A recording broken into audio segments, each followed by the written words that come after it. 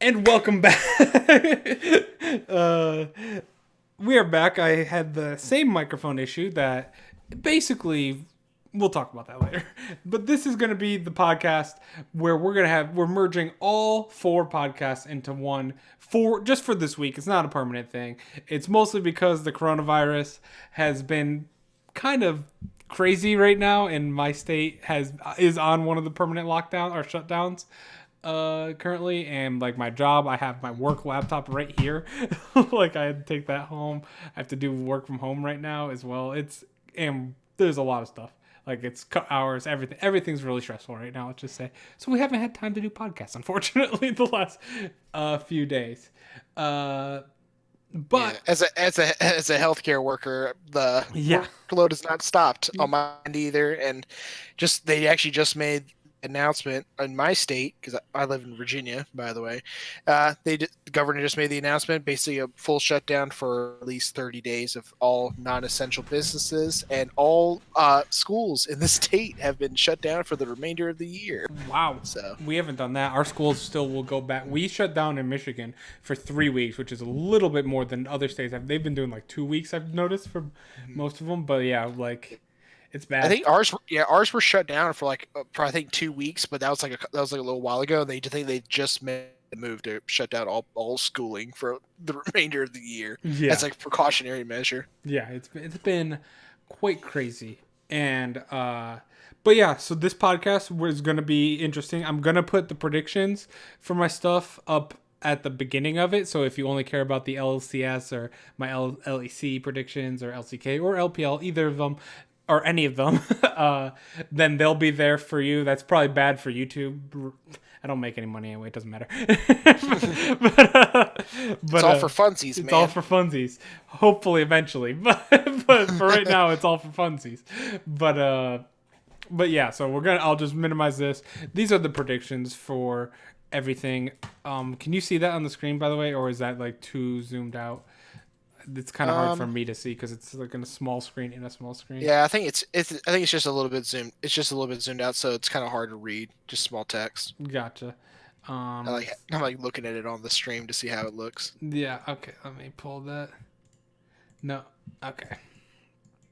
So basically, what this is saying is that last week, for the LPL, which is the only one we have to talk about for recap, not too much recap, but recap is that Idol went 16-4, Ryan went 13-7, and I went 13-7. Idol beat us by 3 points each, and it was our trust in Billy that ruined us completely.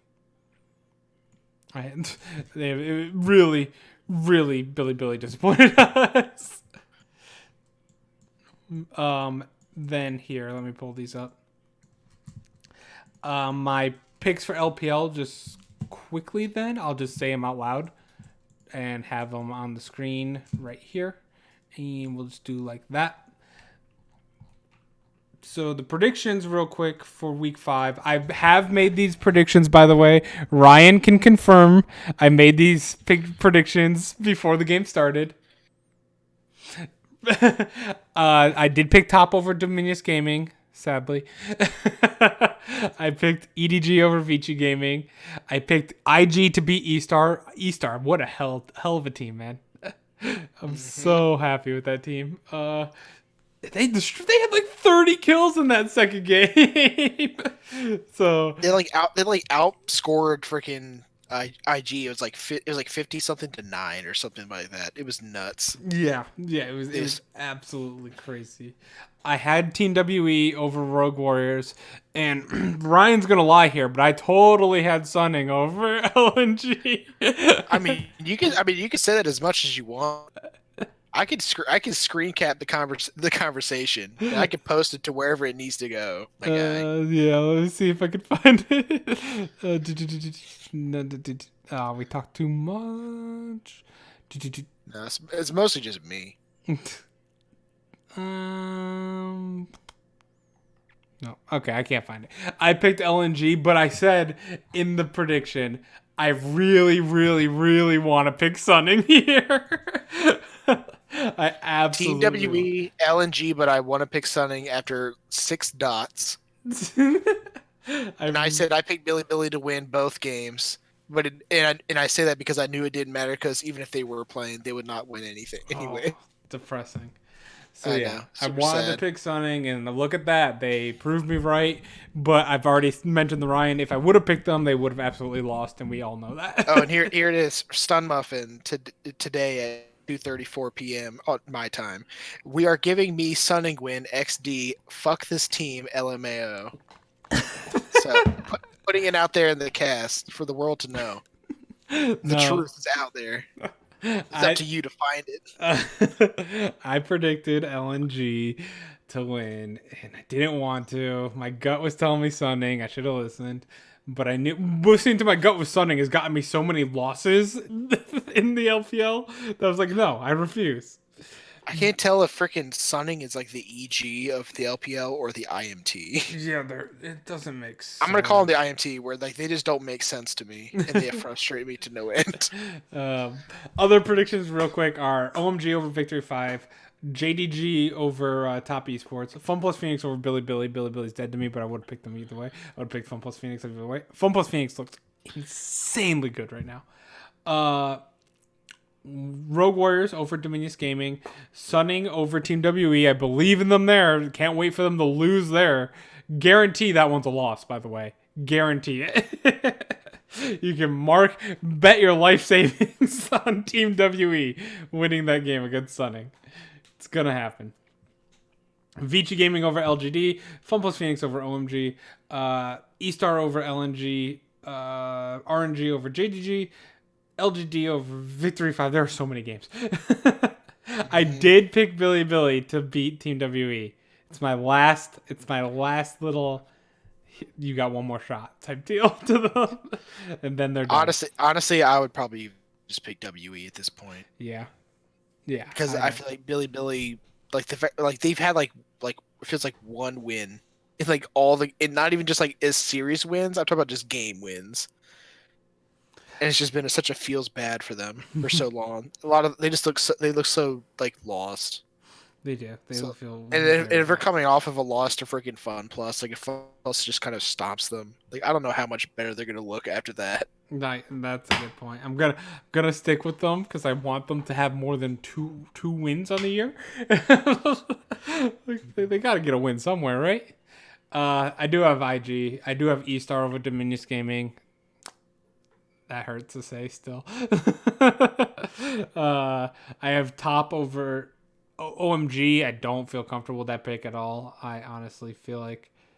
But OMG, the reason why I picked this is because OMG is coming off a game against Fun Plus Phoenix, and I think what you said about Billy Billy is what I'm gonna think about with Fun Plus Phoenix Mm-hmm. or with OMG, and then I have RNG over EDG. I'm putting my faith back into RNG after a terrible week.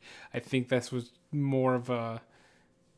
I've saw too much good from them outside of them getting steamrolled this week. But like even last week, they seemed like such a good team that they got to bounce back, in my opinion. Maybe not. This is JDG and EDG are two very tough teams. So I this mean, will be a very test. that could be a shaky prediction.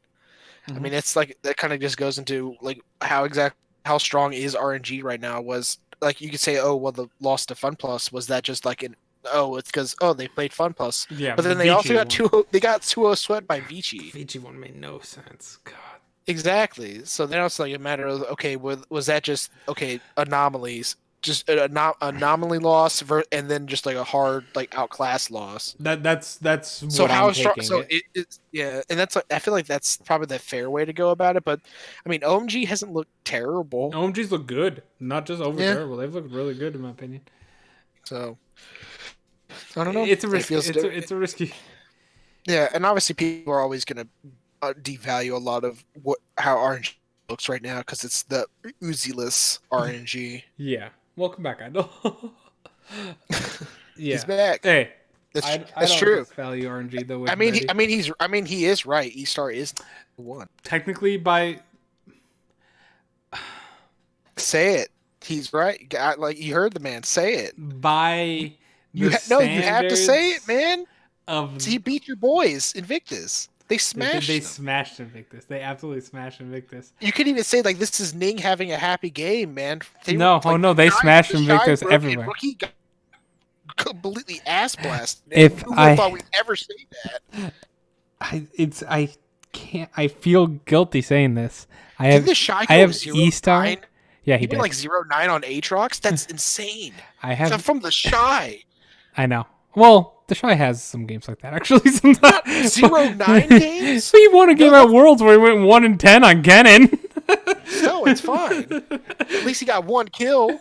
That's a positive. I will say, in my opinion, E-Star is the second best team in the world at the moment. God, when do FunPlus and E-Star play? Oh, they already did. That's my issue.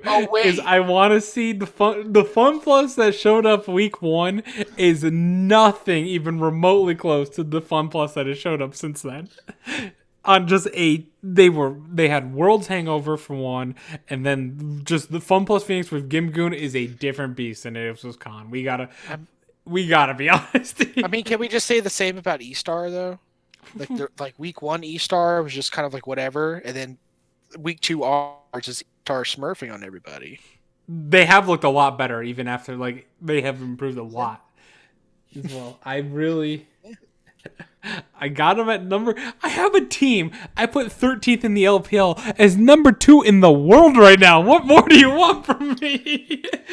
And me putting them 13th in the LPL. We want you to move them up one more spot. Me putting them 13th in the LPL was much higher than much of the other analysts. Don't just flame me here. A lot of people put him 16th, 17th. I gave him a little bit of that rookie faith that I always give every team. I mean, we also put Billy in top 5, and clearly we were wrong about that. That is true. That is very true. It pains me to say it. I swear, man. It's like watching this E-Star. Shousey! Yeah, Shousey was fucking killing what? It, where did that come from? He used to play. Wasn't he like the Flash Wolves? Yeah, he was Flash Wolves support last year. Yeah. And he was the weak link of Flash Wolves last year. I think Wink is their ADC, right? Wink? Yes. Yeah. And he played Syndra and solo killed Rookie. Yeah. I've never seen Shousey play that well in my life. I've seen him play all the time in the LMS against all teams. He plays against the garbage of that was the LMS last split, which included Flash Wolves. but he didn't look nearly as good compared to what he looks up against IG. Unbelievable. That was amazing. Why don't you love this team more? It has a Flash Wolves player on it. I have them in second place in the entire world.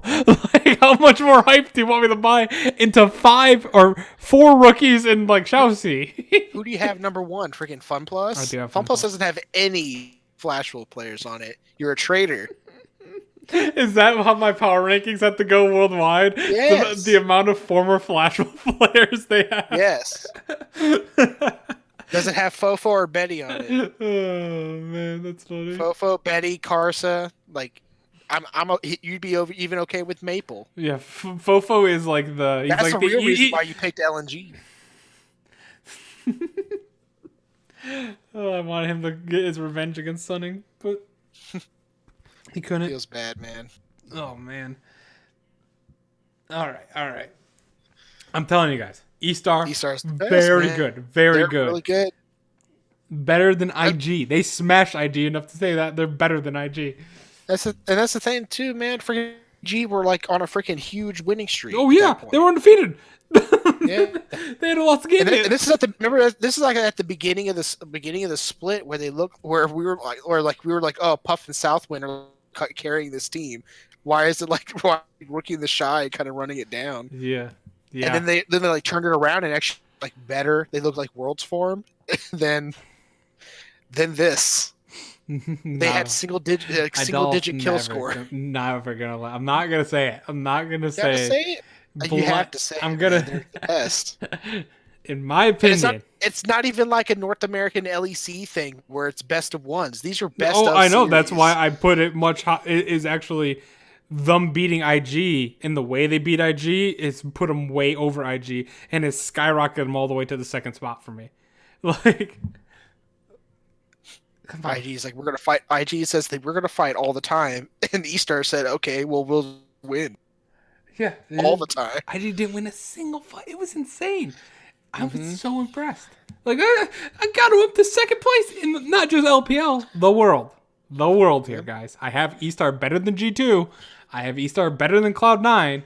I have E-Star better than T1 and Gen G. And like that, I feel like that's spicy enough. You gotta let But me you don't have have. You have them better than literally the best in every single region, except the region that they're in, against teams that they've already beaten. They beat the And beat them soundly. You cannot tell me with This is- full dude, I swear to confidence God, if this is- E-Star went up against FunPlus Phoenix right now, it would go down the exact same way it went down in week 1. I honestly think they might. I think if E-Star played the way that they did against IG right now against FunPlus, first of all, that match would be a banger. Second of all, yeah, I think first off, I would watch that series like 5 times in a row. Secondly, E-Star I think wins.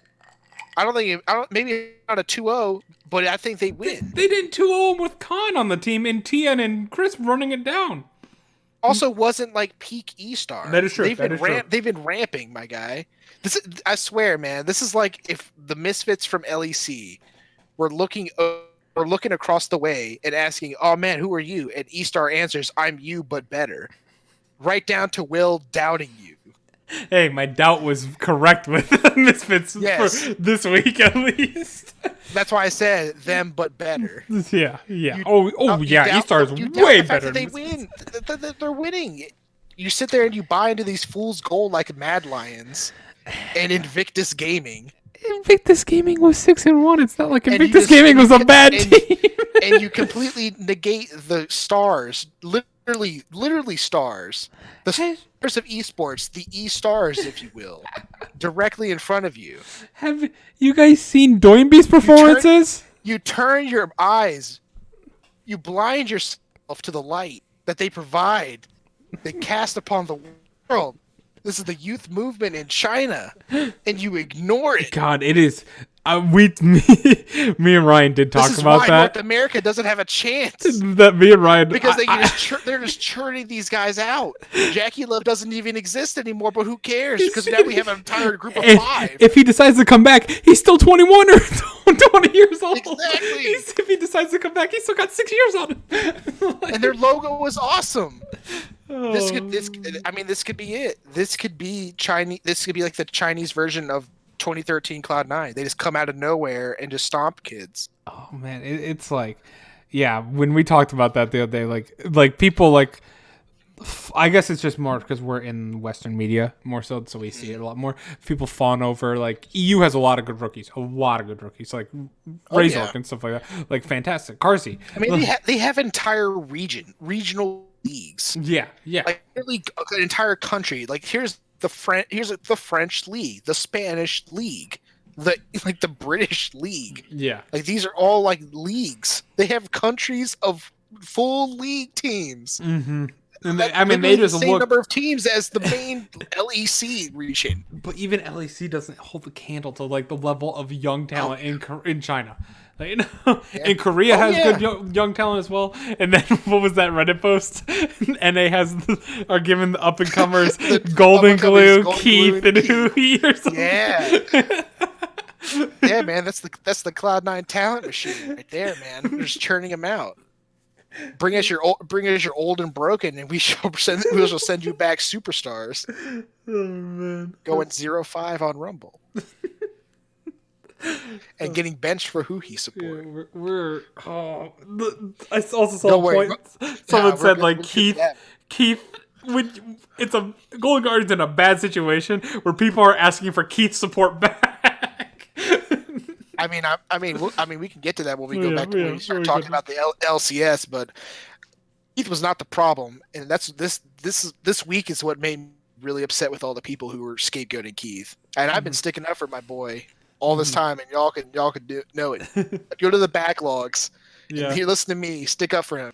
Don't I make it will bring up another point with that as well. Though I'm curious on your position, but yeah, LPL. What else do we want to talk about? We'll kind of go in the list right here with the LPL. There's not much else to talk about. E-Star is the best, Mm-hmm. and everyone else is fighting to be as good as them. We could talk about. Did you guys see how good Doinby's stats were this week or last week? He had like a 29 some Doinby's a monster. KDA. Doinby heard y'all talking shit. Yeah, he had like He's six, like, I'm gonna smash some kids in six lane. solo kills. like literally, and it's all with different champions, like normal. Like this man has an ocean.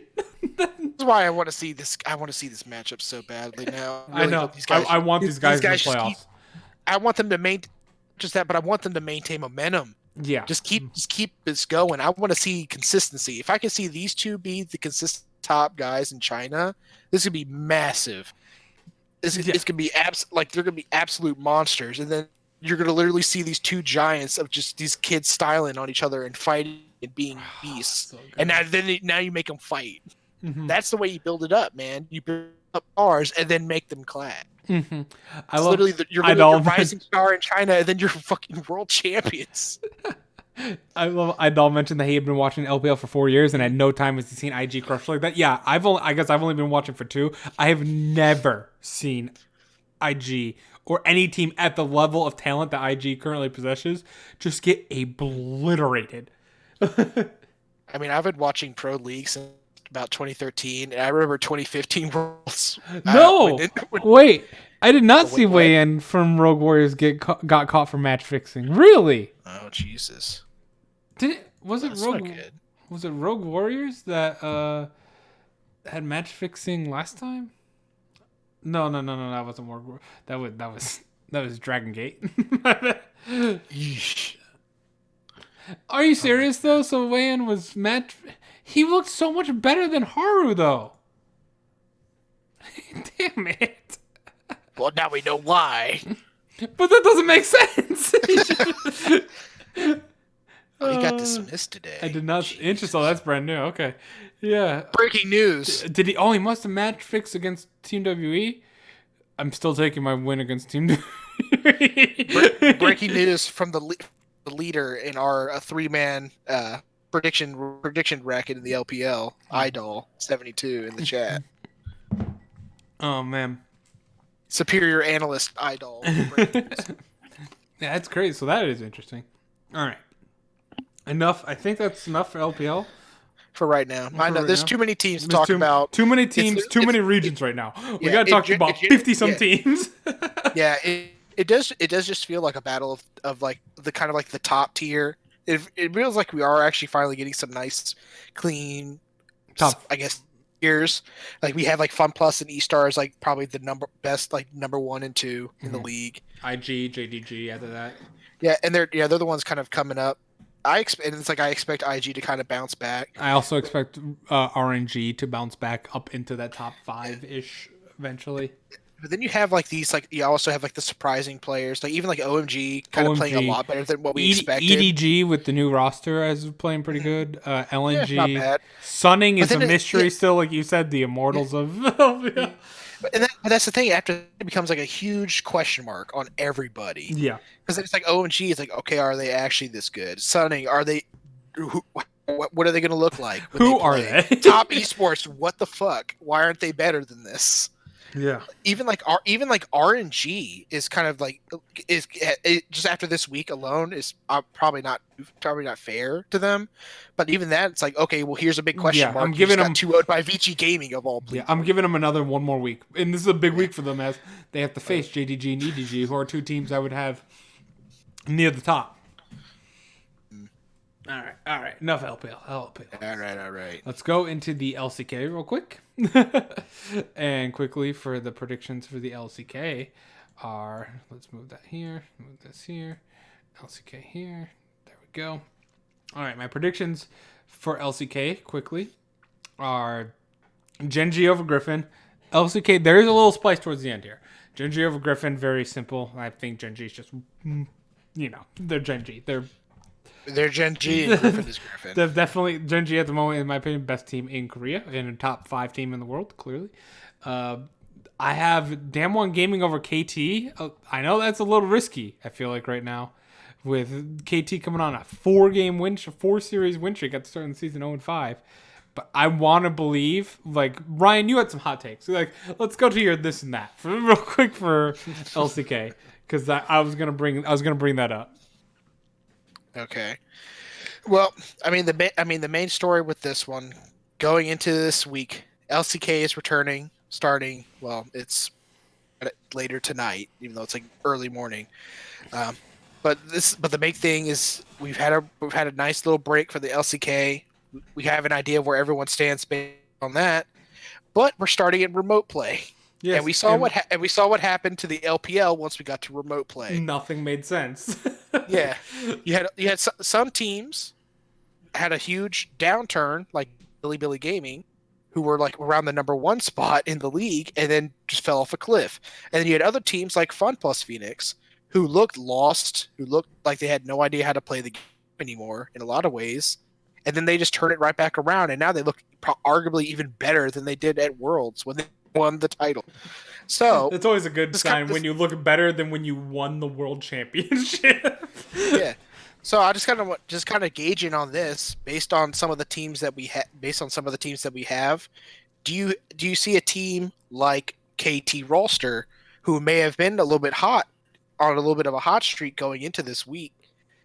Do you see them maybe kind of falling off? Yes. And especially with a team like Damwon Gaming, who was kind of shaky at best, when a lot of people expected them to come out and dominate the league. And that's not an abnormal prediction. People thought that Damwon was arguably going to be number 1. Hi, I predicted Damwon number 1. and now they're like what? They're like middle of the pack. Yep, at best. They are 5th right now. Yeah, tied for missing playoffs with KT. Yeah. So now it's like, okay, well, now do you see a KT Rolster maybe falling off a cliff? Because no. Not necessarily that they got worse, but that other teams now have had a chance to really kind of find themselves again. Case point, Damwon, who could easily have pulled. Talk about a team that was right in the conversation with teams like Fun Plus Phoenix even at last year's Worlds, that they could have easily been maybe not favorites, but they could have been contenders. And yet they come in here, they look real shaky, look real off, have arguably a similar style, really prolific top laner in both teams, ironically enough. But then they start to disappoint. Do they now swing it right back? Or are they maybe the ones that maybe there's like worse problems with this team than we thought they were? Well, from what I want to say from that, for the first one, because I know you have quite a few of these, which I really like them.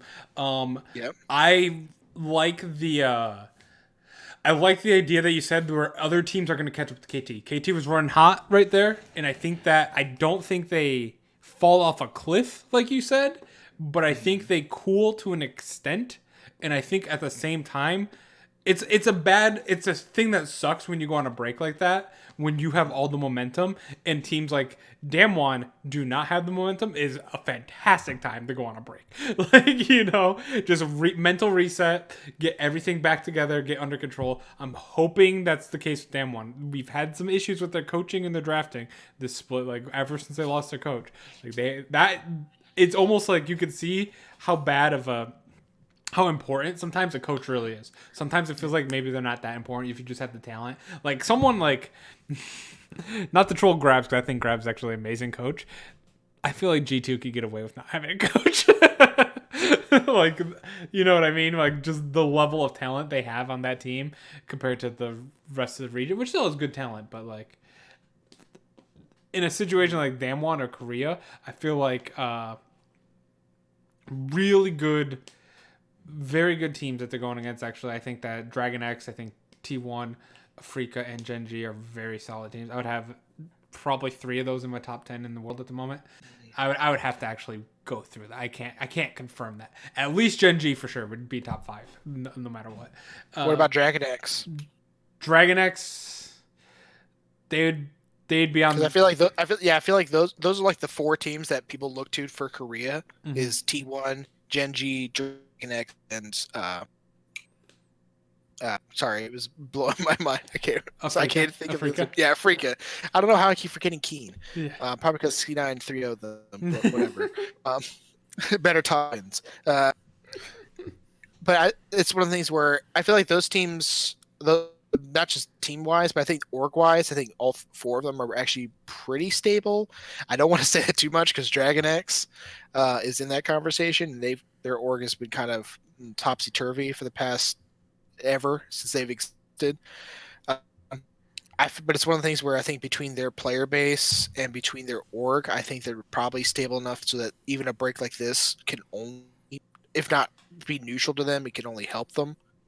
A team like Damwon that seems very volatile, I feel like this break could either really help them or it could end up exacerbating the issues even more. But here's another hot take I want to go by because we talked about kind of like Damwon having this upswing in the way like FunPlus did. Mm-hmm. Here's a hot take for you: KT Rolster, the Korean E-Star. Do they make a run? What is the momentum that like E-Star was running before they had their break, and then they come back and then just dominating even harder against even better competition? Is KT on the same trajectory? I can't go with it. Like I can't buy into that as much. I love Kuro. I mean, you still haven't bought into E-Star, but that hasn't changed anything. The fact that you could name any team in the entire world not named FunPlus Phoenix, and I would say right now with confidence, E-Star beats them in a best of 5, no doubt. And you're like, you have no faith in E-Star. You didn't have faith in E-Star before this. You still don't. I hate you guys. Oh man. All right. Yeah, I don't see that with KT. I see KT being in a spot similar to I did go ahead and finish your thought. Okay. I'll see if I can. Okay, yeah. I have them in a spot similar to where like Misfits, Mad, and Rogue are going to be. They're going to be KT's going to be a playoff contender, not a championship contender, if that makes sense. I feel like if Damwon, this series is make or break for me with Damwon. If they come out sluggish, slow, and they play bad against KT, then they're done for the year. Like if they come out dominating KT, I can put them up there with Gen G, Dragon X, and T1. They need a little bit more than just one series, obviously, but I can still keep them in the back of my head. Like, okay, this team is a dark horse. I can still win Spring Split, in my opinion. Where if KT comes out and wins, then all of a sudden it doesn't put KT in that direction for me, but it eliminates Damwon from being a title contender to just a playoff team. But yeah, that's how I felt about it. Any other hot takes you wanted to bring? I know you had one about Sandbox that I wanted to, which is one of the upcoming games. I mean, we could talk. I mean, we could just talk. I'll go down the game. Yeah. Dragon X for Hanwha Life. That's Dragon X. I feel like Hanwha Life. I love their cheese. I love their creativity, but the talent is eventually slowing them down a bit on it. You know what I mean? Yeah, Idol just threw in the chat to beat Damwon just camp top. That's true. That is true. And Canyon has to learn. And probably don't give Nuggery Callista. Yeah, I mean it's possible. I mean, if there's a team that's, I don't know. It feels like if there's a team that's gonna be vulnerable to cheese, it's gonna be Dragon X of the top teams. I don't know why, but for some reason I feel like they're the team that would be susceptible to it. It'd be like them, then Africa. But I do think that, like I said, going by, that's kind of the interesting thing with LCK right now, is that we're kind of going into this as after like a big reset for them. It's so hard to pick off the resets. And before just look what happened in China. Idol went 60-4. You freaking crushed it, man. You crushed. I know. We went 13-7. Me and Ryan both did, but it was Billy games, and you won You want another spicy one. Your EDG over JDG was a good pick. I think you had that one as well, Ryan. And basically, Ryan's all of your bold predictions for the most part worked out, and you just stumbled off like Vici Gaming beating RNG. RNG over Fun Plus Phoenix, you lost. But like Ryan's bold predictions. Yeah. We all lost. We all lost to the freaking Vici Gaming RNG one. No one saw that coming. I didn't see that coming at all. We all saw Fun Plus Phoenix winning though. Oh wait. Okay.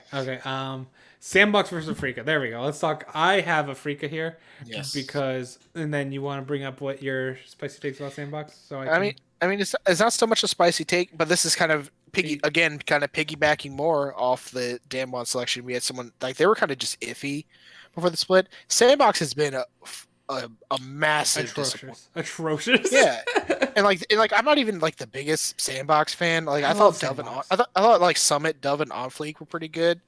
I thought they were good. They're good players. I thought they were a nice little dark horse in Korea, especially. Summit and Onfleek, so I kind of like them. Summit and Onfleek were just like obviously they were a little bit like basically their entire top side. But yeah, their entire top side was actually pretty good. It's super solid. But the issue I had, but then they showed up. They disappointed. I've been calling freaking Billy Gaming like after the break. They just turned it to a giant sandbox. They turned it to the LPL sandbox where they just become a massive disappointment for me, and it really doesn't make any sense because I think sandbox didn't actually really change anything. I don't remember. Maybe my memory is kind of foggy because it has been a little bit. Did they actually sub Summit out?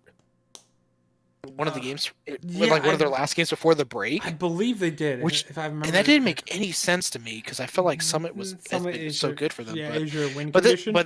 But then here's the other thing now because now we're getting into the part. Okay, does this break help Sandbox?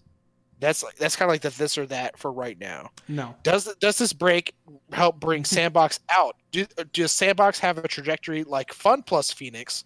Who were also a huge disappointment to start the week, right down to having issues in top lane, the same spot apparently, and also a jungler who just looked really out of sorts when he's noted to be actually pretty good, and now you have a break coming in. Do they continue to slide, or do they actually start to turn themselves around, find themselves again, and actually look like contenders like they were last summer?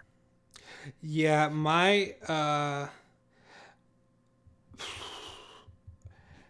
I don't see Sandbox being contenders. This is why. Because, like what you said with Fun Plus Phoenix, the difference was we only had 1 week of Fun Plus Phoenix, and we had a top laner that's completely different play style, changed your whole team comp, like whole synergy. Everything was different about that top lane, and not even default Con. Con played those games fine. Tian and Crisp just ended those games really hard in week 1. This has been 5 weeks for Sandbox now. It's not a 1 week situation here. It's been 5 weeks. They're 2-7. They look terrible in their games that they're playing. Consistently getting beat. Consistently playing way over aggressive, which I love aggression, but they're just playing dumb over aggressive. They're playing it where like. In a LPL over aggression. Yeah. Thank you. Like they're just playing it completely dumb about it, including Summit in games. Summit is going in 3v1 scenarios a little too often and not pulling like the Shy or Nagri performance out of it. like he is getting crushed. Going in for the outperformance, going in for the mechanics, going in for the micro, but it's not there. Yeah. And I'd say that if this is ever a game to make that, especially if your problems are in that top lane, you talk about a freak of freaks, and then their big superstar guy that's been for this team for the better part of 2 years now has been Keen. At his best, has been in conversation for best top laner in the world. Yeah. Keen's awesome. So if there's a time for your weaknesses to still be exploited, it's this game. Yep. But there's a time to show that your weaknesses have been fixed. This is the game. Yeah, and that's kind of how I feel about like Sam, because I'll even go further. Like we'll go down here. I have T1 over APK. I don't think that's anything controversial whatsoever. I still have, even though I said Damwon's gonna come back against KT, brutal matchup against Gen G. Cannot do it. Like I think Gen G is a very good team. KT, I believe, can take down Hanwha Life just fine. Like I said, I don't think KT falls off a cliff. I just think they don't become this. They're no longer going to be this unbeatable force that they are right now. They're going to become a playoff contender, and so like they're going to be in the middle ground, in my opinion. Sandbox versus Griffin. Oh my god! Here Griffin. it is. I have Griffin over Sandbox. That's Really? that it doesn't stop. I'll go even further down my power ranking or my predictions. I have APK over Sandbox. So you're just saying they're done. I'm saying they're dead. Sandbox is done. Mm-hmm. All right. So going by this, like we're saying that right now, the other hot take going into this is, it's like, okay, here it is, Sandbox. Do they turn it completely around and they rise back up to contender status? The other side is, are they just dead? Are they literally are Sandbox literally the worst team in Korea? Yes. And it's like you're having them lose to everybody, to Griffin and APK and Griffin. Yeah. Yeah. I mean, if they're losing to APK and Griffin, yep. I mean, at some point you have to. I will say that Sandbox is. I think after this week, Sandbox is going to be the worst team in Korea. Could be wrong, but I've been so disappointed with this team, and like, I just don't see I don't see how, what was it, 2 weeks that Korea's been off, maybe 3 weeks. They fix all of those problems they had. They had so many abundant problems. Maybe they do, but it's looked bad, and it doesn't look like they're learning from it at all. Like week to week, they're not learning. Fucking Jin Air, you can't escape them. I would pick Sandbox to beat Jin Air 2-0 in very decisive fashion. You would, just because you're freaking biased. That would go to 3 games, and somehow they would draw. Oh man, let's see. At least based on how Sandbox looked before the break, I will not count them out. Okay. It's probably foolish of me to say this. I'm also the guy who's freaking drowned on the sinking shit that was Billy Gaming. Yeah. It sucks. So, it really sucks when teams like on these breaks look great and then but they look bad. Oh my god. Jin Air is 7th in the Korean Challenger League. Yeah. Lucky number 7, baby. Out of 8, by the way. Yeah. Not last. Is there who's worse? Oz Gaming. Who? Oz Gaming. They just signed Crown, by the way.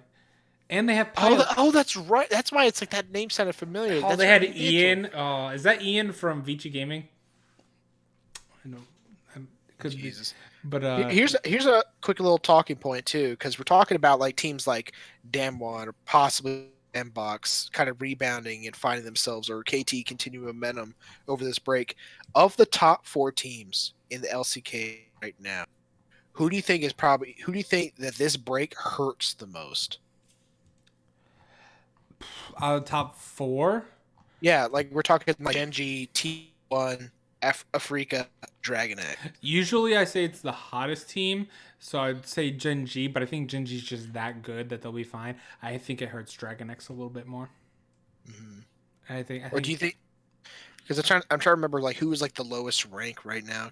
It's currently Africa. Yeah, because the other thing is, like, if you're talking about teams that like hurt the other ones the weakest, I think it's possible. Like, because even T1 was streaking a little bit. Yeah. Near the end. No, well, they lost their last game. Well, yeah. Who was it last? But it's like against Africa. Against Africa. There you go. So, Idol says none. Yeah. I thought it was interesting. Yeah, I don't think any of them. Because I think it's always easy to look at a break and think, oh wow, we have a break. Teams to reset and to kind of find themselves and to figure out their identity and fix issues.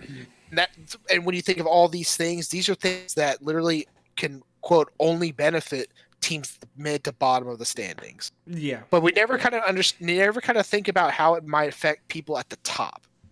People who may be running with momentum. Yes, that is true. So it's like, how many of these people may have only been at the top because they're riding a streak, and maybe it was an abnormally long streak.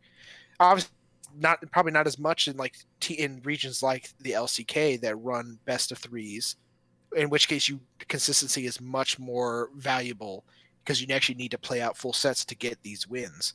So like it's fair to say like a team like Gen G, who's shown that they are not just like, oh, we're streaking, we're stopping every game 2-0 and it's not even close. It's not like we're like E-Star versus EG and that's every game and that's how we won. But they've actually been consistent. Some games have been close, some games not. But they've been consistently getting these series wins. As opposed to like let's say if we had like just cross the water comparison, a team like Dignitas in North America, where for a while people were considering, oh, is Dignitas a top 2 team? Like at the beginning of the season, are they potentially number 1? And then that conversation died almost immediately because then as soon as they were started undefeated and they're beating these teams, they're projected to be these teams that were projected to be relatively good, possibly even like top 5, top 4, like the CLG before we knew, and Evil Geniuses when they're still coin flipping and everything like that, and we didn't know. Yeah. And that's one of the things where it's like if you're putting them in a best of series, how good does that team look then? And you're talking about, well, if they played CLG and Evil Geniuses in these best of threes, they'd probably just beat them 2-0 back then. And talk about, oh, well, there's a 2-0. They have like a 4-0, 6-0 match score, and they beat Team Liquid and blah blah blah and all this other stuff, and they look good. Oh, they definitely deserve to be number 1. And not to say that it's obviously not a 1-to-1 comparison between North American teams like CLG at the beginning of spring and EG at the beginning of spring to teams in Korea, even like KT or T1 or Damwon, that teams that Gen G has beaten already in these series. Yeah. But it's a thing to consider, like who they may have been beating and what form these teams may have been when they were getting beat in this. That is true. That is a good point to it. I just want to bring it. This not related to your point. I was kind of surfing the Korean. I was curious with the Korean Challenger League because right now Gen Air is currently in relegations at the moment. If they got a shot, they're only one game out of second, so it's a clump like NA, so it's okay. Yes. But I was just watching. I was just looking at their highlights or like their season. They got like 0-2'd. They went through like 4 games in a row getting 0-2'd. I'm like, oh my god, it's all over again. It's so like when they lose so hard. Freaking Gen G, man. The more things change, the more they stay the same. It's like Gen G is consistent, man. Oh, you mean Gen Air? Not Gen G, pretty consistent too. But yeah, this is they're consistent in the opposite end of the spectrum. Yeah, sorry, I'm mixing my G's. Yeah, but I was just like, they would go to qualifier. I don't even know what teams make qualifiers. They'd be kicked out of the Challenger League after like a split after falling. Oh, that'd be sad. All right. I think did we go through all of the predictions? I think we I think that was all of them. I think there is Africa. There was like the Africa game is like the last game that we out. Yeah, T1 over Home of Life. I guess Dragon X over Africa or Griffin, Gen G over Africa, and then I do have KT over Africa. I have an upset at the end there. See, I don't think I said KT's gonna fall off a little bit, but not that hard. They're gonna be. I think it's gonna come down to, in my opinion, Gen G, Dragon X, and T1 are the top 3 best, and it's gonna be a fight. It's gonna be 3 teams fighting for 2 spots between Africa, Damwon, and K2. Idol's point. That's actually a good point. Idol says Gen Air could have been the best team if they had surrounded Teddy with good players. Yeah, absolutely. In other words, Gen Air could have been the best if they were. In other words, they just had to T1. Yeah, they just had to be like T1.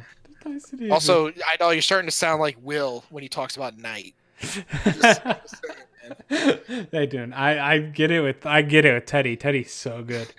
He's an actual monster. He's one of the rare players that can actually 1v. Usually an ADC can never 1v9 usually, because especially in pro play, just because it doesn't work if your team gets melted before you can do anything. He's one of the rare players that learned how to do it because he had to survive on Gen Air. He's the bane of LCK. He was forged in the tilt. Yeah. Molded by it. All right. That's enough LCK. Let's move on because we're 50 minutes and we got 2 leagues done. Not bad. Oh yeah. I was gonna say it's almost midnight, but let's talk about LCS a little bit here. And Right on. all right, so this week we had you beat me this week, I believe. Like you said, we had Yeah, TSM over Golden Guardians, C9 over 100 Thieves, Evil Geniuses over Team Liquid. God, kill me. Dignitas over CLG, FlyQuest over Immortals, Team Liquid over Golden Guardians, C9 over CLG, Immortals over TSM, 100 Thieves over FlyQuest, and Evil Geniuses over Dignitas. Answer this question: why do people let Knight get Zoe? I have no idea. Because they think they can handle it. And they're wrong every single time. Exactly. They always think they know. It's like the freaking they're like teenagers, man, where they think they're fine. Not dad, I can do it. I can do it myself, and then they freaking fall and bust their head. So like, what did we learn today? Nothing. Because they should just let them do it again. Just let them. They just keep letting them get it. Yeah. So this is literally a Immortals breaking my heart. They beat TSM. They broke the 2002 the TSM had. Of course, it was Immortals that did. And obviously, if they had lost that game as I predicted, first of all, I think TSM actually would have been locked for playoffs. So we would actually have two teams locked for playoffs in NA. But because they lost, no one is locked yet. And also, this prevented me from going 8-2 in both North America and Europe and I would have had ultimate synergy. I would have officially scaled for the late game in my predictions. Unfortunately, you did not because Immortals have to ruin everything. Not only that, this week as a Team Liquid fan, like sure they beat Golden Guardians at least. So let's just see how many bad scenarios happen for Team Liquid. TSM beating Golden Guardians, bad scenario, but not the worst. Like I mean, you kind of expect that one if that makes sense. C9 beating 100 Thieves, that one actually helped. Evil Geniuses beating Team Liquid, terrible. Dignitas losing. It's literally the worst. Yeah, Dignitas versus CLG, that's fine. FlyQuest Immortals, that's fine. But it was mostly day 2 here. Team Liquid beating Golden Guardians, good. Okay, you still have a shot here. Immortals beating TSM, terrible for Team Liquid. 100 Thieves beating FlyQuest, terrible for Team Liquid. Evil Geniuses beating Dignitas, terrible for Team Liquid. It just went down the line. Just do not have this happen, and you can be fine. And there, I mean, it all happened. I mean, it's not. I'm done with Liquid. I told you before the podcast started, I do not think Liquid's making playoffs. My predictions for NA are a slight meme because I'm pretty sure I've locked it. I'm going to come back after this and we're going to add them all up after. And I'm going to oh, God, I didn't lock it. But I think we have some of the very similar predictions as well, Ryan. Yeah. One thing I will mention, though, as much as you can say, oh, all these bad things happened to Team Liquid, did you watch the Golden Guardians game? Yeah. Pathetic. That game was atrociously bad. Yeah, that game made me so sad to watch. People meme on like the Clown Fiesta, LPL Light, freaking NA, freaking over aggressive, fight all the time and not fight very well type of games that we had. At least those games were kind of fun to watch. That Team Liquid game, and I actually made notes, by the way, on this one here. Because as much as you could talk about how like GG was like bad, like the fact that they were on blue side and they banned Set, I really don't get it. And that so picking at least Renekton and then never ganking top once. But then you literally had, and I had to go back and watch this because watching the highlights is like one thing, but then if you watch the time stamps of when things are happening, like you had like Golden Guardians had like 1 kill in like at one point in the game. It was literally FBI had a nice snipe on the Jensen just to kill him. Yeah. And you had Elise who was 0-0 for the first 18 minutes. You don't want that from Elise. That's losing. Nope. That is losing. But here's TL. TL, I think we're up. And I think the scoreline was like here it is. They were up 2 kills to 10. Right before they got banned, they killed the both solo laners. So Haunter and Golden Glue just fed them again. So they're up 8 kills. They're only down 1 turret, but they got the first turret themselves. It's 30 minutes into the game. The gold lead is 2.5k. Yeah. And that was the highest it was until they got Baron. Yep. And then they still needed the Ocean Dragon Soul. So slow. Another Baron and another another like 12 minutes to win that game. I was not happy with this When win at all. That's insane. How do you not just win that game? I Like, don't know. like, I I don't know. understand They're playing so nervous, so safe, and this time even the draft wasn't good either. But like I hated the one against Evil Geniuses as well. But just everything about Team Liquid is just broken right now, in my opinion. It's really really bad. I did want to bring up something now that we were talking about Golden Guardians as well. We talked about how you said you were going to defend Keith. I'm gonna give you some spice from myself. Go ahead, please. I think Golden Glue's been the worst, if not second worst player in the LCS this year.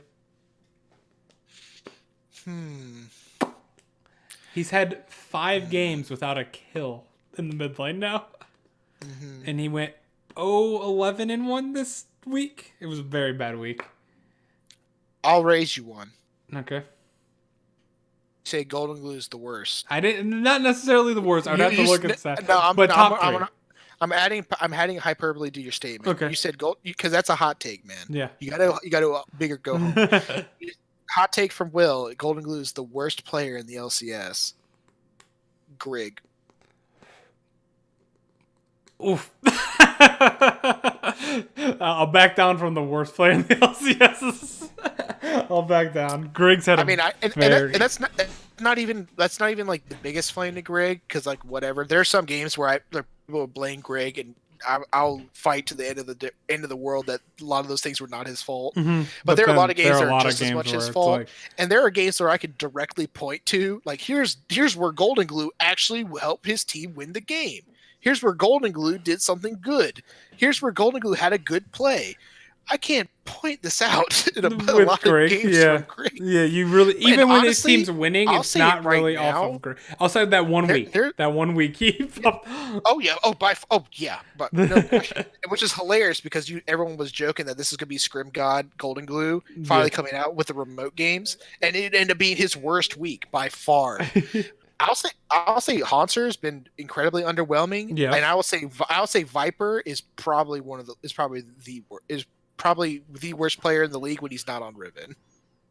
Ooh, okay, I like that. That's spice. I think because there are times where even when he's on Aatrox, a champion who is notoriously good, who's good to at least scale, and you can like play weak side, you can play strong side, you could scale for team fights, you could dominate lane, kind of do whatever and always be relevant. I mean, just look at freaking Someday. If it's like half games where he's like, even if he's being focused down, he can still play Aatrox and still win the game. And this is a champion where Aatrox, his kid naturally actually kind of behaves very similarly to Riven, just with his Q. And yet he still looks bad. Yeah, there's been I can drag my team in here. Core JJ looked awful, except the Rakan game against Golden Guardians, but like looked awful, all split. Double lift, terrible, all split. Broxa, I don't want to flame too much. I honestly, I don't. It's not fair. It's not fair. Those games aren't even fair to him. He wasn't even there. And he's actually been fine. And it's like been fine. Mm-hmm. And like in the games aside from like the first week he was there, he's been fine. Mm-hmm. Yeah, and he actually had some good games. Yeah. Impact is kind of pushing it now. Very much pushing it. What happened to the top lane pool in North America? I thought this was supposed to be our strong suit. It was like, remember when we went to Worlds last year, like not that long ago, and like it was like, oh god, NA might have one of the best top lane like pools going to Worlds. We had Impact, Huni, and Licorice. Like that's a solid like pool for 3 teams. And you have freaking Huni doing Huni things now. Viper fell off a cliff when I thought like at one point I thought like, wow, this guy, if he could build up his champion pool and kind of work well with the team, like this guy has potential to be one of the best native NA tops. Yeah, I was very sad when Team Liquid let Viper go for FlyQuest. I was like really like upset about that because like, man, like Impact is good, like Impact really good, except this was but like you're not gonna have him forever. Like have the fresh like rookie work under him or something. But like, man, I don't like. There's been a lot of. Well, let's face it. Let's scroll back up here. There's a reason why there's so many underwhelming players. I talked to you about this when we saw the thing that came out in NA that 66% of the players voted to just end Spring Split altogether. I said I don't like the reasoning behind it. I think some of the players are getting way too much hate for their vote because I think some of them, like the coronavirus is such a level of epidemic. I'm literally a player that never surrenders a game ever, no matter what. I am one of those people. I will never vote surrender, even in some normal. You're the kind of guy that gets reported after games. Yeah, exactly. Just for that. Yeah, I will never. I think you should never. I never quit. Like I hate quitting mentality. It's just like in Will is actually Tim Allen's character from Galaxy Quest. like I just Never give up, never surrender. Yeah, exactly. That's exactly me. So the fact that I kind of am okay with the players saying it is just because it's like a literal world pandemic. Like I understand a lot of the import players wanting to go home if they can, because you can't go home and you can't travel if you are a citizen in quarantine, like with their families and stuff, because shit's scary. Like, so I told Ryan, I don't think it would be, in my opinion. I know you can make an argument for TSM, but I think it's a weaker argument, in my opinion. It's the only argument that can hold any weight. Yeah. Cloud9 should just if they should have canceled Spring Split with 66% majority, I feel like, but they didn't. And they should have gave Cloud9 Spring Split title, in my opinion. There's the rest of this league is a 1 game difference. Like I know it says 9-7, but if one of your wins becomes a loss, it's an 8-8. 1 game difference. Second place is from being just a 500 team. Second place. Like none of these teams are extraordinarily good. Obviously, you have Evil Genius is super hot right now. I'd also put him in second place, by the way, for power if we do power rankings. But you were talking shit when I did that. Right. Okay. I would. I was teasing you, but I absolutely was gonna do the same. Yeah. But I would have. I don't think anyone has done. If the play felt uncomfortable, I don't like the reason that it said the Spring Split doesn't matter, but we've gone over this with Team. I get the idea of thinking it, but I think it's really bad mentality just as a whole. Like that's the mentality I hate, like that right there. Yeah. Mine's more, I'm worried for their safety and like their fear and like stuff's going on in the world right now. The Olympics canceled the Olympics have never canceled since they've started. They've never they've been postponed for World War II, but they've never canceled. And this pandemic has canceled the Olympics for at least a year. Like they're gonna do in 2021. Like that's how crazy this is. So if you would tell me the Olympics are gonna cancel, but NA can't, or Spring Split can't cancel for some of these regions, that's what you know what I mean? Yeah. Well, I can actually kind of just go by this because kind of going by this, I have 3 points to go about it. Mm-hmm. Is the idea that you still have if you want to make the best comparison between if you want to say you can't cancel North America, if you're going to cancel Olympics, why not this? Mm-hmm. My biggest one was okay, if you wanted to cancel MSI, that's when you bring up the Olympics. Because that's the one that's the easiest parallel. Yeah, I still don't think MSI is happening.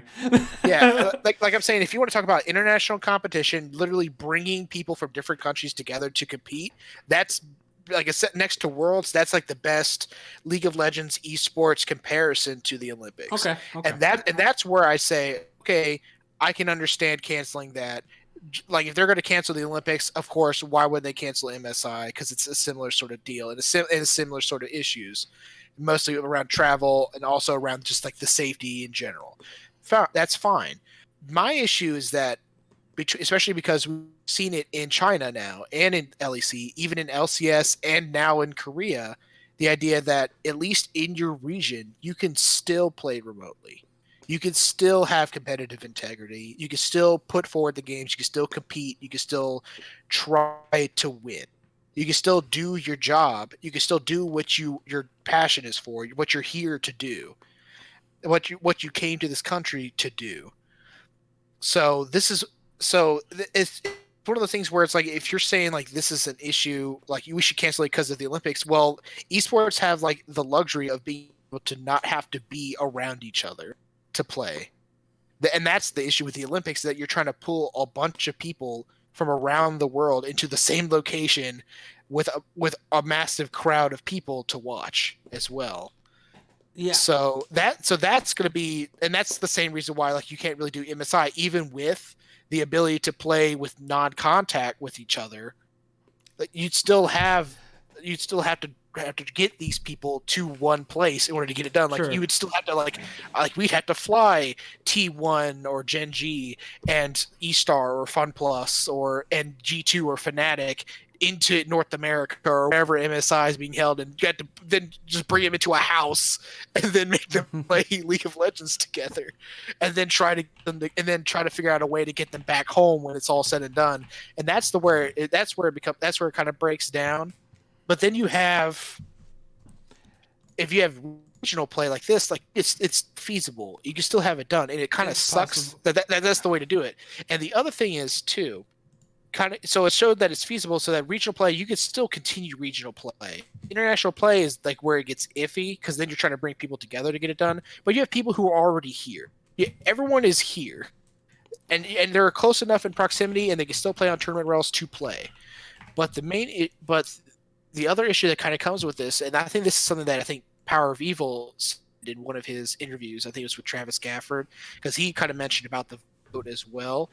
And he straight up said, I don't know if it was him, I could be misquoting, and apologies if I do, but someone did come out and they said that, and it makes sense, because at this time right now, if you are an import player and you're talking about wanting to go home in the middle of all this, it's honestly better for you to kind of stay where you are right now. That is true. And quarantine yourself, try to travel, because if you try to travel right now, and you could go back to wherever your home country is, but then you'd be quarantined and basically self-isolated immediately from everyone else, and you wouldn't be.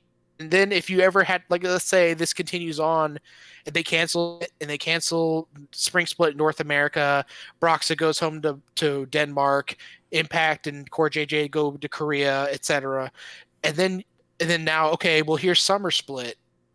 But the United States is still having their issues with the virus. Oh, I'm sorry, you can't come back now. That is true. That is true, and that's my situation. And now you're talking about a Summer Split where you're having. If you thought the visa issues with Broxa were bad, yeah, that is you're talking about like these people who will literally not be able to play an entire summer split potentially, depending on how severe the situation is in a couple of months. My worry is just because of even with these in-house games and online, there's still, correct me if I'm wrong, there's still the whole team is in the room together, and do they have a ref there as well, and possibly a tech player or someone? Like someone or unless the ref is the tech as well. But you have like 5 to 7 people, which is pushing it on the amount of people that should be grouped up together. Like even if you're separating the desks like 6 feet apart or something like that, I'm just worried that, like, at least from me personally from work, because we got sent like permanently home. I had to keep working from work except for this week, obviously, because our state literally said, like, you will get pulled over and ticketed if you go to work. Well, if you're out and about right now, except for unless you're going for like food but if you're going to work and you're not like a mandatory thing, it's that not essential personnel. Yes, not essential drives essentially. But my issue is that, like, each person, like, I have 3 people at work, or had 3 people at work, and even I was scared with just that many people. And then sometimes a 4th would come in when they're not supposed to come in, or a 5th would come in when they're not supposed to.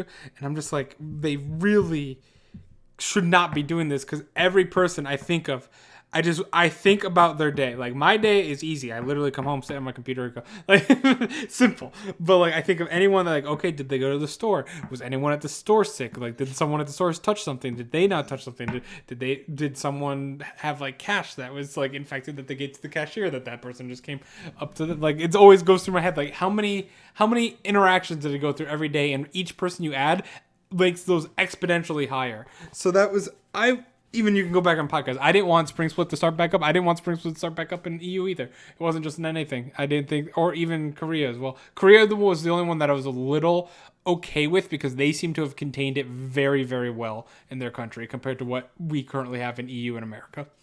And I don't know. Idol's off. just questioning the competitive integrity of remote play. Apparently, in Oh, the is that chat, really Easter what play? he thinks that E-Star apparently brought on FPX as the ringers against the against Invictus Gaming. That would have been funny. Like if we found out about that. It's just they weren't. Eastar wasn't playing their whole team this whole time. Yeah, with Mastermind Wei Yan Yeah. from Rogue Warriors. You gotta put it all together. Weon's making bank. He's match fishing for other teams now. He doesn't need the he bet LPL, the house. man. He bet the house on Eastar against IG because he knew football. He's like freaking. Here's a name you probably are familiar with. He's like freaking Zhao Wei Zhao, man. He's gonna boost himself right to relevance. Oh man, I just think that. Well, that just I'm worried more so for the safety and situation like that's what worries me, and I think we're in a perfect, not a perfect scenario, obviously, but a good positive like. If you had to cancel something, this would be the split where every team is struggling except for one team specifically. Like, it's going to be a damn shame if Cloud9 does not win Spring Split, like, in my opinion, because I think they are actually a very good, very, very good team from NA. One of the best teams we've ever seen from NA. And, like, so in my opinion, I'm like, it doesn't hurt me as a fan as much if I understand if they have to cancel for safety, and it doesn't hurt me, and I don't think there's a very strong argument that you can say that Cloud9 wouldn't have deserved the spring split if they gave it to them in those circumstances. Like, the only argument you can make is sure TSM beat them once, but Cloud9's 15-1. TSM's also lost 7 games to split. Like I feel like you can make that argument. Yeah, the other thing too, I would say, like aside from just like the competitive integrity thing, like these are players who all want to play. Like even C9, we're like, oh, we're 15-1. Oh, yay, we got a trophy. It's like I'm pretty sure none of them would be like, oh wow, yay, we got a trophy for being good in the regular season. That is true. I mean, like imagine if they went undefeated for the whole split. It's like, yep, split's over. Now you get a trophy. At least like then it's like, oh, we got a trophy for going undefeated in North America. Yay. But now it's like, but here's the other thing too. Imagine it, like let's say this vote came out, let's say next week, but then this is after, let's say Evil Geniuses beat Cloud9, and then Team Liquid beat Cloud9, and then they also beat FlyQuest. And now you're talking about a playoff picture that has C9, TSM, Evil Geniuses, and Team Liquid. And those 3 latter teams all beat the number 1 team. And now you're talking about these 4 teams who all say, well, no, we could totally win this. Let's not split right now. What is this going on? And then there's also the integrity thing, like you mentioned about like the reasoning behind it. Like they said like it was like one of many reasons that they had, but like what they said like the prevailing reason amount of people who were trying to cancel Spring Split was saying that it didn't matter. Yeah, I hate that. And I thought, and then at the end of the day, they say it was a majority. It was 66%. It was literally it was a 2/3 vote, and that included academy players. Oh, I didn't know that part. Yeah. Apparently, it wasn't just pro players; it was also academy players. Oh, I fully understand why academy players wouldn't want to play right now. It's like, and that's perfectly understandable. But I feel like at half the time, academy is like the one most ready for remote play. That's how they always played. Aside from like the few stage games they just recently been getting. Yeah, but I feel like academy might be like they might want to be. But it's like academy have less to play for, except for that funky awesome like academy world champions trophy that they got. Because we gotta think as well. Like California is like in the 2nd or 3rd worst spot in the country at the moment. Like New York is like insanely scary right now. But like, and like it can get really bad very quickly. So I can see why people are taking their own health. My boss literally tells us as well. You can always make money somewhere else at some point, like because it's getting really scary with my job. Yeah, I understand. But you have one life to live. I mean, this is something that we talked about back in week 2 of the LPL, when this stuff first was really coming out. Yep. Like if you wanted to go back and check the backlog, so I was there for that. Barely anyone cared about. I broued it up at work with one of my friends, and they agree with me now. They're like, "You knew about this in January." I'm like, "I know." That's the thing. People say, "Oh, it's a thing going on in China," but that's in China. That's not here. Yeah, that's literally like the responses I got. Here, now it's a thing, but this is one of the things where. Like you go back there, I was espousing. I was all on board with LPL going on hiatus. I knew that this is what needed to be happening, and it's like as soon as they can contain the situation, as soon as you could find a way, even if I'm pretty sure I even said like remote play even back then, if you could find a way to make it work, Mm-hmm. then it'd be great to make it work. Obviously look out for a player's interest first. But my issue is like, especially with like this vote, the fact that it's taken us up so much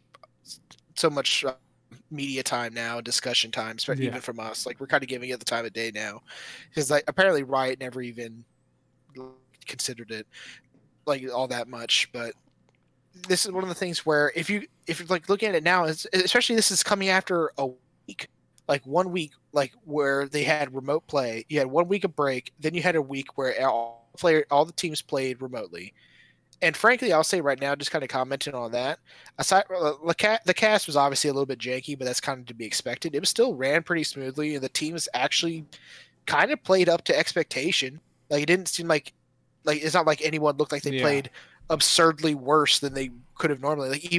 Even if you talk about Golden Guardians playing badly, like it's like, well, you could have told me this was Golden Guardians in week 3, and I would have believed it. Yeah. But like you could have told me Keith was still in the lineup playing Tahm Kench, but because it didn't look any different, Hanser is still and Golden Glue was still dying randomly off on their own. Yeah. But so it's one of the things where it's like, even though it's like it sucks, like the situation obviously sucks, it all sucks, but it's like the situation is still viable. And the one of the things I keep seeing in comments is, well, would the players still vote the same way if they, the caveat was, okay, we're going to cancel spring split. Also, we're going to cut your wages based on the amount of games you didn't play. Yeah. Which like if we're talking like even like you're talking about like, okay, if your pay is this much for this split, and we're also and you've played this many games, but then you're also not playing this many games, and we're just going to cut you. I'd be curious to see how it relates, because I guess maybe I'm a little more maybe to my own horn. And here's the thing: I would still vote for that. Well, but that's the thing. I'm a healthcare worker, man. This is what I'm about.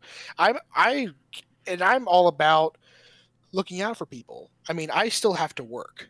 Yeah. I have to work. That's the nature of my job. Mm-hmm. Like, and I'm around, and I'm the patient population that I work with are probably the most vulnerable. Not just vulnerable to getting sick, because anyone can get sick from this, but I'm talking about the most vulnerable to get severe complications and to die. Because I work with a lot of elderly, and I've worked with people with immune suppression, people who are sick, who are patients who've come out of surgery recently. So we're on lockdown. We're talking about like no can come visit unless it's end of life situation. Then only immediate family. Everyone comes in and gets screened, and includes workers. You come in, you get a temperature check. They make sure you had no symptoms whatsoever. If you have like a fever of like even close to 100, you get sent home. Oh yeah, because they can't afford to let that happen. Yeah, because it spreads like wildfire, basically. Yeah, and that's the thing. We have a patient population, because it's just like a rehab and therapy facility where I work, and we have a patient population around almost about 200. We have three different units, just a 1-floor building, and we have staff to work each unit, skilled in 2 long-term care with like some therapy and stuff. We have people who can't even come into activities anymore. We keep the residents on their specific units. They can't eat in the cafeterias anymore. Pretty much it's all lockdown. They're able to move kind of freely to and from like on their own unit, but they can't go to the other units. They want to keep people from mingling too much, but no one's gotten sick. And we're talking like we talk about people getting full like temperature checks, any signs for any sort of respiratory symptoms. We have people come in and do lab work and swabs on people who even look like they have a low grade temperature. But no one has gotten sick. I've yet to check anyone who's had a temperature even close to 100. I'm curious, right? And you're talking people coming in and out of our facility. Like you're talking about, oh, what do I interact with when I'm out in the world? Like the money I touch, the things I touch at the work. What do they touch? And then I'm going into my workplace and interacting with these people. And yet nothing has come of it. And it's not like one of those things where it's like, well, I'm not going to overblown. I'm going to say like, oh, I'm just going to say, oh, well, this is overblown, because it's not. It's dangerous. It's incredibly infectious, and that's the worst part. And the fact that you can have symptoms that can only pop up, it could pop up within 2 days, or it could pop up within 2 weeks. That's the scary thing is you can look totally healthy and everything, and you have it, and you're unintentionally getting people sick. That's the part that scared me the most, is because like you can be at work with people and they're totally fine, and like you're totally fine. You could be infecting all of them. Idol did bring up a good question. He asked, it's like, when can we expect this to go away? It depends on the actions, not just of your local governments, but also the major governments. And also, you're talking about like even just surface area and compared to population area. Obviously, China is kind of the big issue where you have really small size in terms of geography, but very large patient population, and yet they still have issues there. Mm-hmm. But it's clear, but it's actually stabilizing. It is stabilizing, and the same thing going on at least in South Korea as well. Yeah, not nearly as populous as China, but it's one of the things where these areas are actually taking the measures in order to isolate people, to keep cases down, and give time for not just either to build up treatments to help for it, test for it, but then also let your body find the time to actually build in not necessarily an immunity to it, but at least be able to fight itself off and then recover from it in order to stabilize cases. Yeah. It's never. I know it's probably like the most political answer is to basically answer your question without actually answering it. But that's the scary part, is that no one really knows when it's going to go away. Nope. I mean, honestly, they said, and the most we could do, especially like even just where I work, like we don't know what's going to go on. My state just canceled school for the rest of the year because they don't know. Yeah, they don't know what's going to happen. But we just kind of go by it day by day to try to stabilize with the cases that we have, to isolate it, and then hopefully either a treatment comes out, because it is a virus, because it's not going to be easy. You can't just make a bacteria to make an antibacterial medication, antibiotic to try to treat it. It's a lot harder. It's basically like the swine flu epidemic, or bird flu. It's one of these things where it could be incredibly dangerous. It could even be deadly in certain people, but eventually it will stabilize out. But it's a matter of treating it with at least a degree of severity, while also not panicking and making and saying like, well, we're in crisis mode. I'm going to go buy every roll of toilet paper in the tri-state area. Yeah, and it's a scenario like in Michigan, they said like if like they're doing the lockdown now, because if they do not do a lockdown, the pace would be 7 million people infected, 1 million people need to be hospitalized in Michigan alone, and Michigan has 25,000 hospital beds. That's 2.5% of the people that would need to be hospitalized would have a bed. So like it really depends on everyone just really following the rules right now at this point, and just like locking yourself away. But and that's kind of just tying it back now, like away from the general conversation back into like the actual sporting thing. This is why, like, okay, traditional sports got to hold off on it, because you're talking direct contact, you're talking about large groups, et cetera, who touched who touched what, and when did they touch it, and how do they touch it, and how many people did that person then touch. So it's kind of like I said, kind of tying back to the luxury of esports, is the fact that this can be done. It can be at least as controlled as we can be in the sport. And now it's one of the things where it's like, well, if this person is sick, just slap a mask on them and it's fine. No, it's never that simple. That's ridiculous. No. But it's sort of thing. But if it's literally down to a point where people are now trying to use this as an excuse. That's a good point. I think, as an excuse to say like, well, it doesn't matter, and also this virus thing. So why not just end it? Why are we still doing this? If you could still do it, and this is what you want to do, then and we have a way to do it in a way that is both as safe as we can be, as controlled as it can be, then why wouldn't we at least try? Okay. And we can work on it day by day. Situations obviously change, and we just have to roll with the punches. You gotta just kind of play it close to the chest. Figure out what you got to do as the days come, because things change every day. 2 days ago, schools were still planning to be put on at some point, Yeah. and now they're not. Yeah, it And is who a knows? day And who by knows what day they'll be? scenario. And here's the thing: in 2 months, maybe they won't. Maybe they will be back on. Maybe they'll have a restart date. Who knows? Yeah, But we just got to take it day by day from now. yeah, because I mean, because if that's the case, if we're just be like, oh well, we don't know when this is going to end.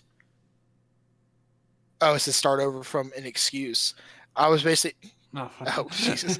You can message him in the chat for that part. I was gonna say, for us, yeah, we can. Yeah, basically, if people are using it as an excuse, like an add-on excuse, as a reason to the real underlying reason as to why, that's kind of scummy. And I feel like that's also kind of a reason why a lot of people haven't actually come out and expressed their reason for why they may have voted this way. Because we've had people like, all the Cloud9 guys obviously voted to not cancel the spring split.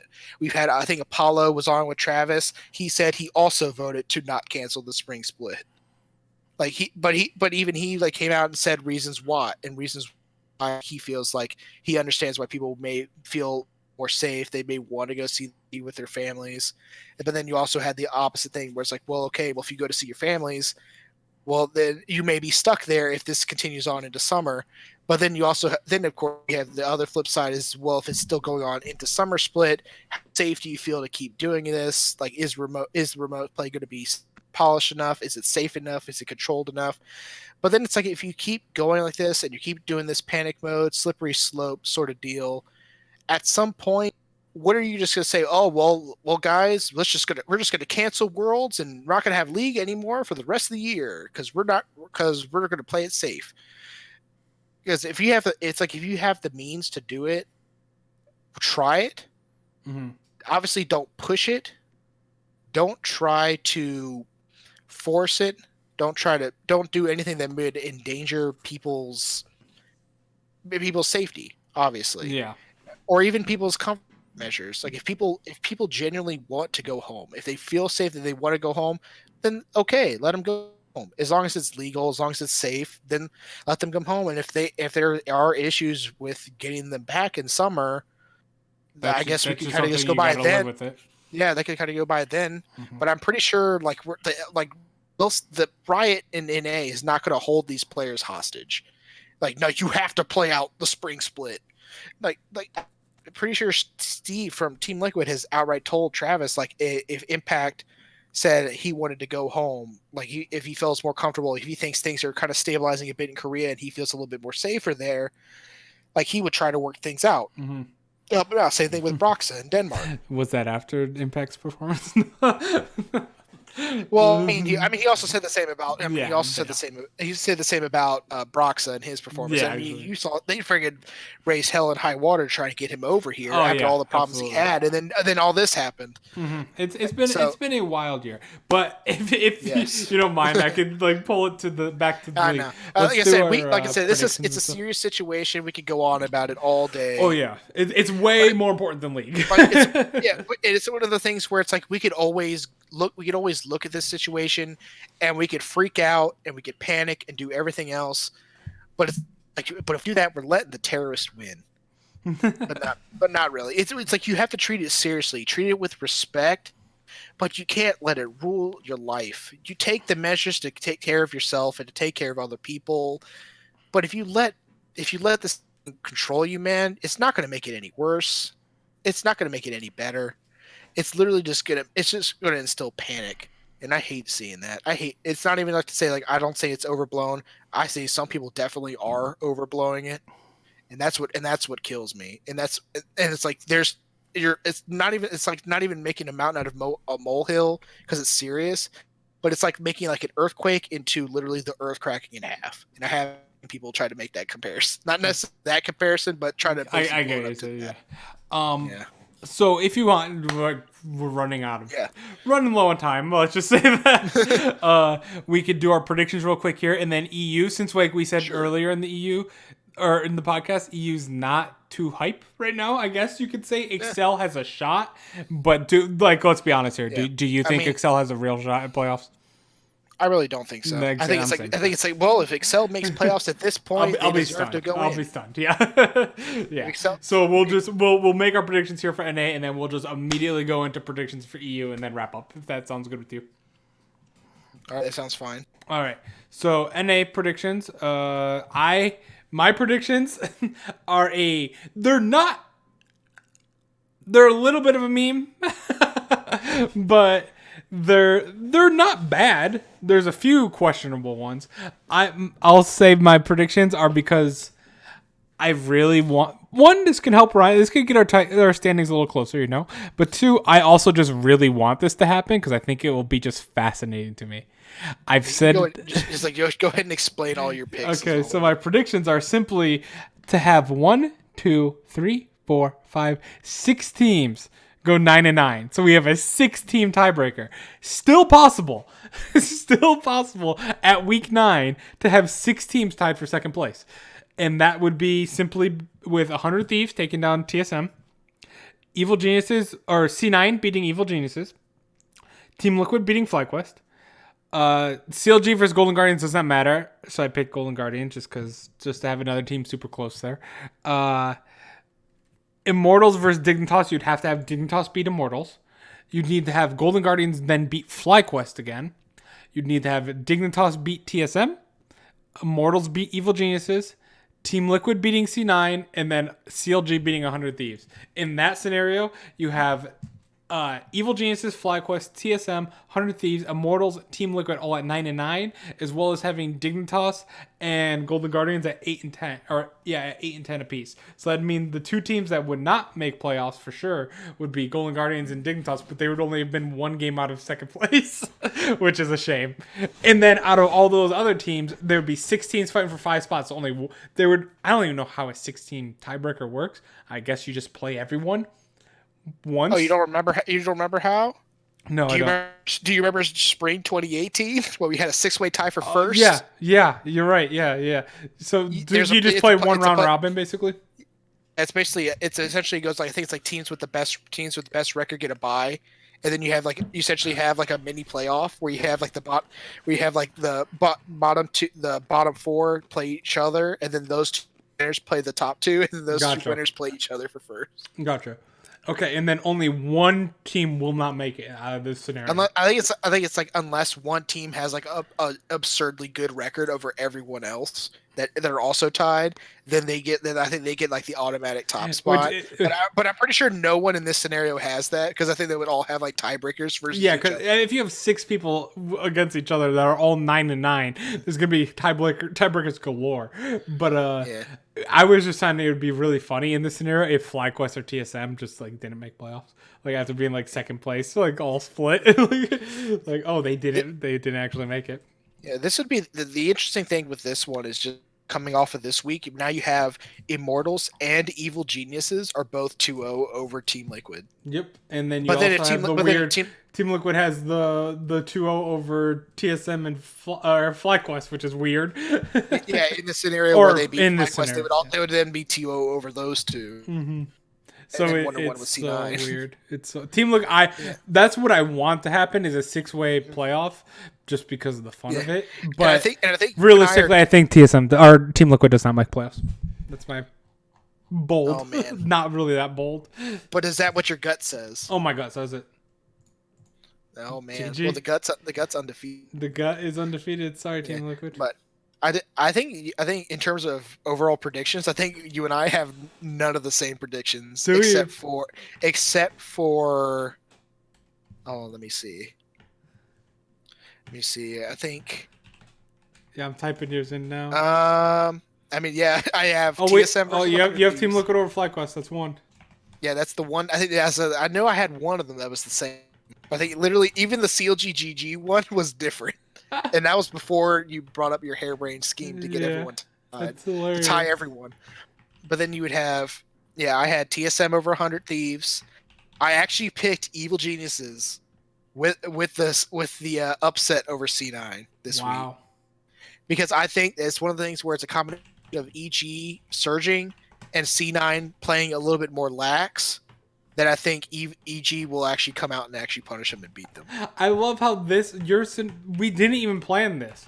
We I literally know. have 9 different predictions without planning it. And then I I had didn't even TL look at yours until just now. I actually had TL beat FlyQuest just for maximum weight towards the C9 TL game, only for C9 to then beat Team Liquid. CLG versus Golden Guardians, I'm like, man, I don't know what to expect from Golden Guardians or CLG, so I just picked CLG because they had blue side. Mm-hmm. And then you had Immortals over Dignitas. I feel like Dignitas is just, I don't know. This is also Immortals, so I don't know what to expect from them. Dignitas, I just feel like are half dead. Yeah. Like maybe they go full dead this week. Maybe they come back to life. Who knows? But I had Immortals. Then I had FlyQuest over Golden Guardians because I think like even baseline FlyQuest can probably beat what we saw from Golden Guardians this past week. TSM, same thing versus Dignitas. The TSM 100 Thieves game I thought was actually pretty hard to call. But I eventually just went with TSM because I think they could abuse blue side a little bit more than 100 Thieves could abuse red side. Mm-hmm. Evil Genius I had over Immortals. I think they're surging. If I pick them to beat C9, I want them to beat Immortals. But then again, it's also Immortals, and they know how to really mess with me. And then I said C9 over Team Liquid. I think C9, that's the game that, especially if they lose to EG, that's the game they're definitely going to wake up for, where it's like, okay, we lost. We need to get our act together. What better time to do it than to knock Team Liquid out of playoffs? Yeah, because you would have Team Liquid out of playoffs. I was doing that in my head while you were doing that. Your predictions would have Team Liquid out of playoffs. Yep, and then I have, which I think it will happen, by the way. Well, I mean that's one of the things where I think it's like Team Liquid beat FlyQuest just to get the 2-0 over them, get their hopes all the way up, and then C9 hits them with the 2-0 to knock them out. Yeah, Team Liquid's actually 500 against the other teams. I was just looking at 0-2 against Immortals, 0-2 against Evil Geniuses, 2-0 against FlyQuest in this scenario, 2-0 against TSM, 1-1 against 100 Thieves. So it'd be equal. That'd be literally equal against all the other teams. Yeah, if they C9, they would also be equal with them. Yeah. Then 100 Thieves, I would have 100 Thieves over CLG. I just think, I don't know. I feel like CLG had their last gasp against C9, and they kind of just going down swinging. Gotcha. But I think 100 Thieves are just too consistent to get abused. Yeah. Okay. That's not to go too quick, but yeah, that's really spicy because if yours goes correctly, you might overtake me now. For me, this is called throwing at the end. Going for the meme. Can you imagine if like literally at the very end, I go 10-0 and win the week. Oh my god, that'd be actually nuts. Now watch me go 1-9, and like the Team Liquid game is the only game I get right. Dude, I'll take that. I love that. That'd be the greatest scenario. Yeah. Hey, in that scenario, it's okay. You get to watch a 16 tiebreaker for playoffs. Hell yeah. and you don't have to worry about your team at all because you're locked in first. Yeah. And I'll be off that weekend, so I get to watch all games. Nice. But I will just say quick heads up to my power rankings. I actually did have I did do my math, and this week, believe it or not, Will, I actually rejigged my formula slightly. Oh, you did. I went back, and I tried to find the exact point of which Crown stopped playing for Counterlogic Gaming, and at that point, so it was all the way up until week 5. The week 5 versus C9 versus CLG was Pobelter's first game. Uh-huh. So for weeks 1 through 4, I made it so CLG's games only counted for half value. Okay. But then after that, because of how good Pobelter has made the team look, he is now his team's points now have like his wins and losses now have normal weight. So from weeks 5 onward, CLG now have normal weights to their games. And with that said, it didn't actually change much in terms of the points. Except like even Evil Geniuses, who did have the massive loss to a Crown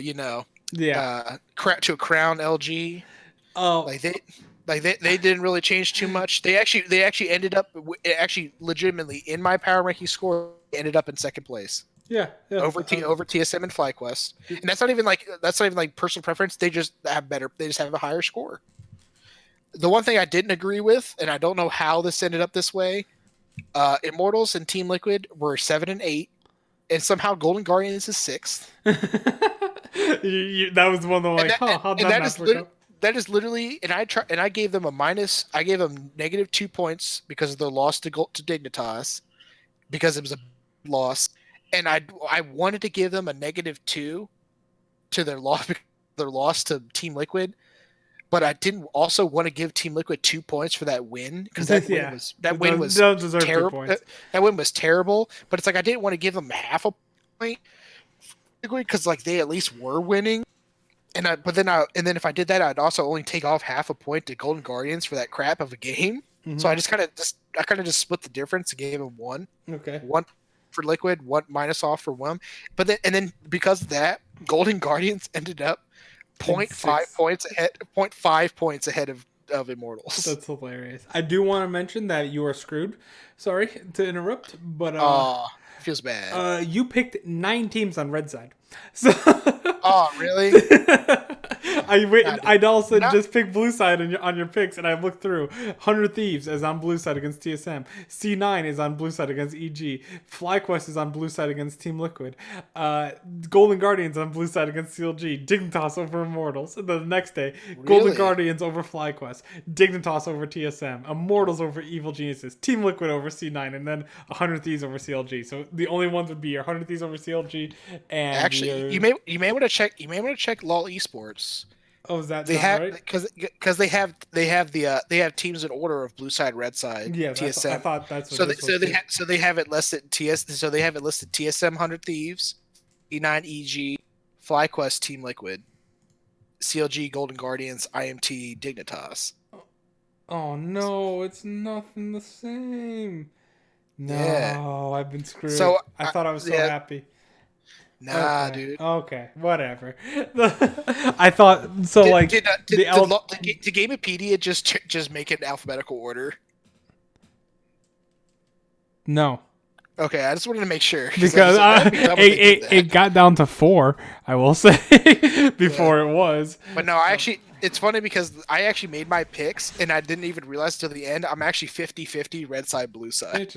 Interesting. At least based on this, like I think they change. They could change like what side they play on the day, but usually the listing they have on LOL Esports is the side they play. But I've had it before where I've had it listed like this, and then on game day they get swapped because the team wanted red side or something. Yeah. All right. Now let's just briefly blow right through EU's predictions. I have Rogue over SK, Misfits over Vitality. G2 does not get O2 to SO4, but that would be kind of funny. Origin over Excel, and Fnatic over Mad Lions. I don't have Splice there. Is that the same for you? Any differences? Let me see. Rogue, Misfits, G2, Origin, and then Fnatic. Yep. Okay, so we're the same for the first 5. Rogue versus SO4. You didn't pick Mad Lions. I don't have the Splice. Cars to carry. Listen, like I said, I have Mad Lions as very good in this 3. Like these highlights here is exactly how I feel like EU is. You got 3 of the best, 3 teams that are good playoffs, and then 4 teams. Excel's kind of stuck in the middle here, but then and SO4 is moving their way up there as well. But Excel, the gatekeepers. Yeah, kind of. Rogue versus SO4, very tough one for me actually. Going Rogue because I'm going Rogue, but by picking Rogue here because I think. It's tough though. I just feel like they're with the playoffs on the line, like they're gonna play hard unless Excel lose to Origin, which is very possible. I mean it's possible. I definitely don't see that happening. No, exactly. I have Excel beating SK. I'm assuming you have as well. Yeah, and I also had Rogue beating Schalke. I think that one is top difference. Okay. As good as Lurox has been for the team, I think. If NX isn't in a position to carry, and if Abadage doesn't pop off, I think Rogue are just better across the board. Origin over Mad because they're still going to be fighting for that second place spot. Fnatic over Vitality, and G2 over Misfits. Oh man, we're the same. I think I want to Misfits, but I think G2's done playing. Yep. And they want that, and they just like against Schalke, they want the revenge game. Okay. So we're the same, all 10 on EU. Hey, nothing changes. Nothing changes. All right. Those are those predictions. It's almost a 2-hour podcast. Thank you guys for Yeah. watching. It was all 4. It was actually pretty fun to do that way. But if we would have started earlier, which is my fault, I was playing ARAM with my friends. That's my fault. If we would have started earlier, we could have gone much longer. But we started at 11, and We're gonna get so much flame, man. We barely talked about EU, and we're gonna get I'm flamed sorry. for getting Listen, NA bias. listen. There's a possible 6-way tie for second place in NA. What do we have here? 3 teams. G2 is gonna get first. Fnatic's gonna get second off tiebreaker. Fnatic does have tiebreaker over Origin, right? I don't know how that tie. Maybe they'll have to play tiebreaker there for the second place. If Rest they're of it if doesn't they're matter. 1-1, yeah. Yes, the rest of it doesn't matter unless Excel pulls a miracle out. The rest of it doesn't matter. It's all the same. In before Excel miracle. Really, the only spice that can happen here is the tiebreaker between Fnatic and Origin. Like, that's it.